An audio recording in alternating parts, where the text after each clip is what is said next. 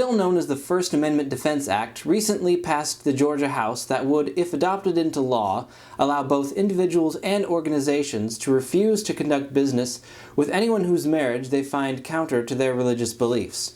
It also protects individuals from existing non-discrimination laws in Atlanta and elsewhere.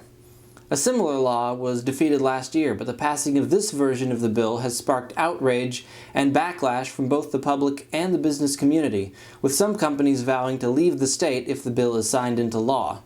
The most recent incarnation of the bill bars the government from taking adverse action against a person or faith-based organization that believes, speaks, or acts in accordance with the religious belief that marriage should only be between a man and a woman.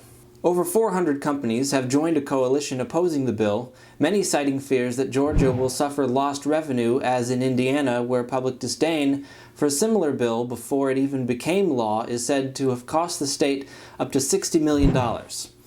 Atlanta's Chamber of Commerce and Visitors Bureau estimates a potential loss of $1 to $2 billion if the bill is passed without civil rights protections. Almost 300 clergy members in the state have spoken out against what they see as an overly broad, discriminatory proposal.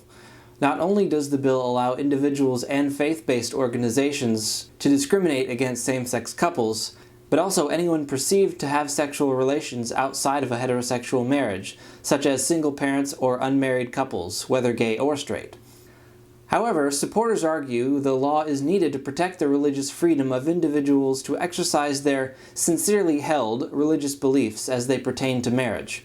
State Senator Greg Kirk, who proposed an earlier version of the bill in the Senate, argues that faith-based organizations risk being discriminated against by the state for acting in accordance with their religious beliefs. He points to the Catholic Church's policy of permitting adoptions only to male-female couples and not same-sex.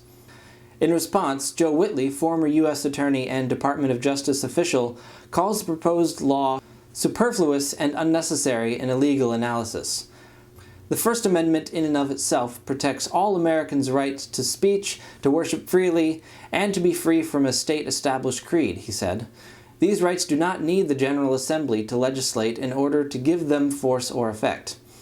He and others fear the law will be used by a restaurant refusing service to an interracial couple, a hospital denying a man the right to visit his male spouse, a business refusing to hire a single woman living with her partner.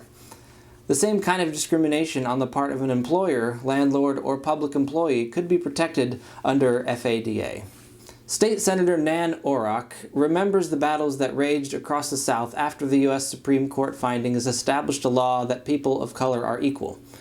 The southern states did the same sort of thing back then, she says, referring to attempts by state governments to circumvent federal protections using Jim Crow laws. It all boils down to sanctioned discrimination.